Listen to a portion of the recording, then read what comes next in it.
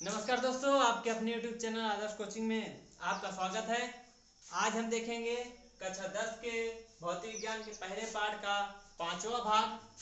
आज की वीडियो में हम पढ़ेंगे कि अवतल इसके पिछले वीडियो हमने पढ़ा कि अवतल दर्पण के में प्रतिबिंब बनने की स्थितियां क्या क्या है और कैसे बनता है। आज हम पढ़ेंगे कि उत्तल दर्पण में प्रतिबिंब बनने की क्या स्थितियां हैं और कहाँ प्रतिबिंब बनता है, और हम पढ़ेंगे अवतल दर्पण और उत्तल दर्पण का उपयोग कहाँ होता है। चलिए देखते हैं। तो पहली हेडिंग जो हमारी है वो है उत्तल दर्पण द्वारा प्रतिबिंब का बनना। इसमें हम देखेंगे उत्तल दर्पण द्वारा प्रतिबिंब बनता है कहाँ पर, वस्तु कहाँ पर रखी जाती है तो प्रतिबिंब कहाँ पर बनता है, और जो प्रतिबिंब बनता है वो कैसा होता है, आभासी सीधा होता है या वास्तविक उल्टा होता है, इसको हम समझेंगे। तो चलिए पहली स्थिति देखते हैं। तो इससे पहले आप बता देते हैं कि अवतल दर्पण द्वारा प्रतिबिंब बनने की जो स्थितियां होती हैं वो 6 होती हैं, और उत्तल दर्पण द्वारा प्रतिबिंब बनने की स्थितियां होती है वो सिर्फ और सिर्फ 2 होती हैं।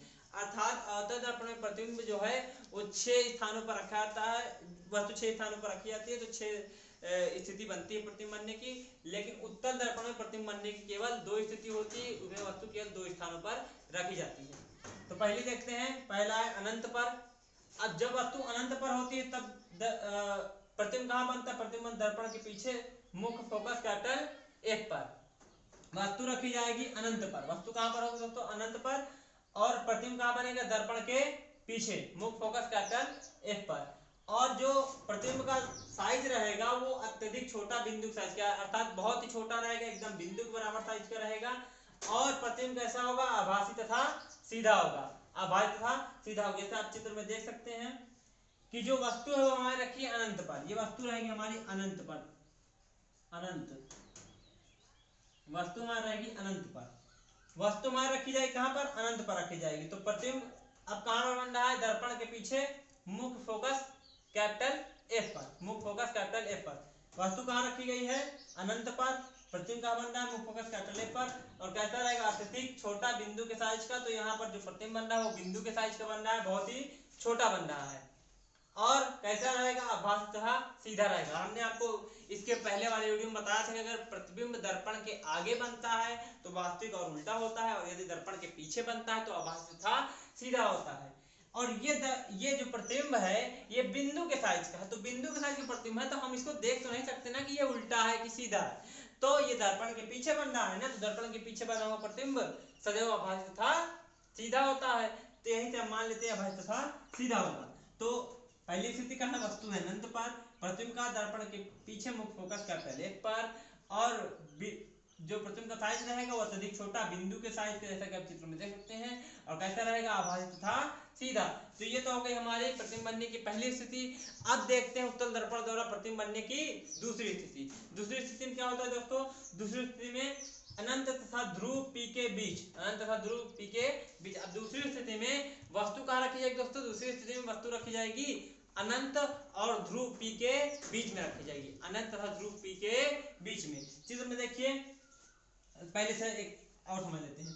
तो अनंत और ध्रुव P के बीच वस्तु रखी जाएगी, तो प्रतिबिंब कहाँ बनेगा, दर्पण के पीछे बनेगा, ध्रुव P तथा F के बीच। समझिए, वस्तु कहां पर रखी जाएगी, अनंत तथा ध्रुव P के बीच, यानी अनंत से लेकर के ध्रुव P के बीच में कहीं पर भी रख दीजिए, अनंत से लेकर ध्रुव P के बीच में कहीं पर भी रख दीजिए। प्रतिबिंब कहां बनेगा, दर्पण के पीछे प्रतिबिंब बनेगा, ध्रुव P तथा मुख्य फोकस कैपिटल F के बीच बनेगा। तो प्रतिबिंब कहां बनेगा, ध्रुव P तथा मुख्य फोकस कैपिटल F के बीच में कहीं पर भी बन सकता है। और जो प्रतिबिंब रहेगा वो वस्तु से छोटा रहेगा, वो कैसा रहेगा, वस्तु से छोटा रहेगा, और आभासी तथा सीधा होगा। कैसा होगा प्रतिबिंब, आभासी तथा सीधा। चित्र में आप देख सकते हैं वस्तु कहां पर है, ध्रुव P है, और इधर अनंत है, अनंत ध्रुव P के बीच में वस्तु A भी रखी हुई है, और इसका प्रतिबिंब कहां बन रहा है, प्रतिबिंब ये A डैश B डैश प्रतिबिंब है दोस्तों, A डैश B डैश ये क्या है, प्रतिबिंब है। ये कहां पर बन रहा है, प्रतिबिंब बन रहा है मुख्य फोकस कैपिटल F तथा ध्रुव P के बीच में प्रतिबिंब बन रहा है A डैश B डैश। अब आगे देखते हैं प्रतिबिंब कैसा छोटा है। देखिए ये वस्तु इतनी बड़ी, प्रतिबिंब वस्तु से छोटा है, जो प्रतिबिंब बनेगा वस्तु से छोटा बनेगा, और कैसा रहेगा, आभासी तथा सीधा। चित्र में आप देख सकते हैं कि जो हमारा प्रतिबिंब बना है वो प्रतिबिंब सीधा है। अब ये तो हो गए उत्तल दर्पण द्वारा प्रतिबिंब कैसे बनता है, कहां पर बनता है। अब हम आगे देखते हैं अवतल दर्पण के उपयोग। अब हम पढ़ेंगे कि अवतल दर्पण और उत्तल दर्पण के उपयोग क्या होते हैं।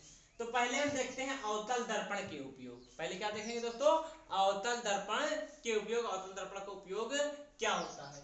तो पहला उपयोग है टार्च सर्च लाइट, वाहनों के अग्रदीपों में शक्तिशाली समांतर किरण पुंज प्राप्त करने के लिए। तो अवतल दर्पण का जो पहला उपयोग है उसका उपयोग किया जाता है वाहनों में टार्चों में, अर्थात जो टार्च आता है, टार्च जिसको आप अंधेरे में यूज करते हैं कहीं आने जाने में, वाहन है कोई वाहनों के अग्रदीपों में, यानी जो गाड़ियों की हेडलाइट होती है, गाड़ी की जो हेडलाइट होती है उसमें, और सर्च लाइट में जो आगे लगा रहता है कटोरी टाइप का, जिसको आप अपने गांव देहात भाषा में कटोरी बोलते, टार्च कटोरी है, तो वो क्या करती है, इस टाइप में लगी होती है, वो क्या करती है, किरण को फैला देती है, समांतर किरण पुंज यानी टकरा करके रोशनी जो है रोशनी को दूर तक फैलाती है। अब ऐसे आप बल्ब जलाएंगे तो रोशनी आस पास ही रहेगी, लेकिन जब अवतल दर्पण लगा दिया जाता है पीछे, तो बीच में बल्ब लगा हुआ है, तो अवतल दर्पण में बल्ब की जो रोशनी होती है पीछे टकराती है अवतल दर्पण में, और टकराने के बाद आगे जाती है, सीधी आगे निकलती है। तो टार्च सैटेलाइट वाहनों के अग्रदीपों में शक्तिशाली समांतर किरण पुंज प्राप्त करने के लिए, अर्थात जो टार्च होंगे, सैटेलाइट होंगे, या वाहनों के गाड़ियों के हेडलाइट होंगे उसमें आगे लगा रहता है, जिसमें से पीछे की साइड लगा रहेगा, उसमें बीच में बल्ब लगा रहेगा, पीछे साइड में दर्पण लगा रहता है, दर्पण जिसमें टकरा करके लाइट दूर तक फैलती है। दूसरा है चेहरे का बड़ा प्रतिबिंब देखने के लिए शेविंग दर्पण रूप में। अब जो नाई की दुकान होती है, सैलून होती है, वहां पर अवतल दर्पण लगे होते हैं ताकि उसमें चेहरे का बड़ा प्रतिबिंब दिख सके, ताकि जो नाई जो बाल काटता है, जो शेविंग करता है, उसको आप अच्छे से देख सकें, उसकी कटिंग को अच्छे से देख सकें। तीसरा जो उपयोग है वो सौर भट्टियों में सूर्य के प्रकाश को केंद्रित करने में। अब जो सौर भट्टी होती है जो सूरज से चलती हैं, वहां बड़े बड़े द्वारक का, बहुत ही बड़े बड़े अवतल दर्पण लगे होते हैं। बड़े द्वारक के बड़े अवतल दर्पण लगे होते हैं सौर भट्टियों में। क्या करते हैं, अब बड़े द्वारक का बड़ा अवतल दर्पण लगा हुआ है तो वो क्या करेगा, उसमें जब भी सूरज की रोशनी पड़ती है तो किरणों को इकट्ठा करके एक स्थान पर केंद्रित कर देता है, ताकि वो स्थान पर जो ये रखा जाए वहां पर वो गर्म हो सके, यानी सूर्य के प्रकाश को केंद्रित करने के लिए, सूर्य की गर्मी को केंद्रित करने के लिए अवतल दर्पण का उपयोग सौर भट्टियों में किया जाता है। तो सौर भट्टियों में सूर्य के प्रकाश को केंद्रित करने के लिए बड़े द्वारक का अवतल दर्पण का उपयोग किया जाता है। अब जो चौथा उपयोग होगा डॉक्टर द्वारा आंख, नाक, दांत, गला आदि के निरीक्षण में। तो जो डॉक्टर होते हैं वो छोटे छोटे अवतल दर्पण का उपयोग करते हैं, जो डॉक्टर होते हैं वो छोटे छोटे अवतल दर्पण का उपयोग करते हैं आंख, नाक, गला और आपका दांत, इन सब की जांच करने में, इन सब के निरीक्षण करने में। अब हम देखते हैं अपना अगला टॉपिक जो कि है उत्तल दर्पण के उपयोग। उत्तल दर्पण का उपयोग को देखते हैं, उत्तल दर्पण का उपयोग कहाँ कहाँ होता है, उत्तल दर्पण का उपयोग कहाँ कहाँ होता है, किन चीजों में होता है। दोस्तों उत्तल दर्पण का सिर्फ और सिर्फ एक उपयोग होता है, दो उपयोग होते हैं, आपको एक साधारण सा उपयोग बता देते हैं। तो उत्तल दर्पण का उपयोग वाहनों में पश्च दृश्य दर्पण के रूप में होता है। तो उत्तल दर्पण का उपयोग कहाँ दोस्तों, उत्तल दर्पण का उपयोग होता है वाहनों में पश्च दृश्य दर्पण के रूप में, जिसको इंग्लिश में आप बोलते हैं साइड मिरर। तो जो गाड़ियों में साइड मिरर लगा होता है, पश्च दृश्य दर्पण लगा होता है, उसमें उत्तल दर्पण का उपयोग किया जाता है। वाहनों में जो साइड मिरर होता है, पश्च दृश्य दर्पण, उसमें हम उत्तल दर्पण का उपयोग करते हैं, क्योंकि उत्तल दर्पण जो है वो दूर की वस्तुओं को छोटा करके हमको देखने में सहायता करता है। तो जो दूर की वस्तुएं होती है उसमें छोटी दिखती है लेकिन बहुत ही साफ दिखती है, इसलिए वाहनों में पश्च दृश्य दर्पण के रूप में उत्तल दर्पण का उपयोग होता है। और एक इसका और उपयोग है कि जो बड़ी बड़ी मार्केट होती हैं, बाजार होते हैं, दुकानें होते हैं, उसमें उत्तल दर्पण का उपयोग होता है। उसमें जब लाइट पड़ती है, उस पर प्रकाश पड़ता है तो प्रकाश को फैला देता है, अपसारित कर देता है, फैला देता है, तो वहां पर भी उत्तल दर्पण का उपयोग होता है। तो आज क्लास में समाप्त होती है। उम्मीद है आपको आज क्लास समझ में आई होगी और आगे आपको ऐसी वीडियो मिलती रहेंगी। आपको अगर हमारी वीडियो अच्छी लगती है तो हमारे चैनल को सब्सक्राइब करिए और वीडियो को जितना ज़्यादा से ज़्यादा हो सके शेयर कर दीजिए दोस्तों। तो अगली वीडियो में मुलाकात हो, तब तक के लिए धन्यवाद।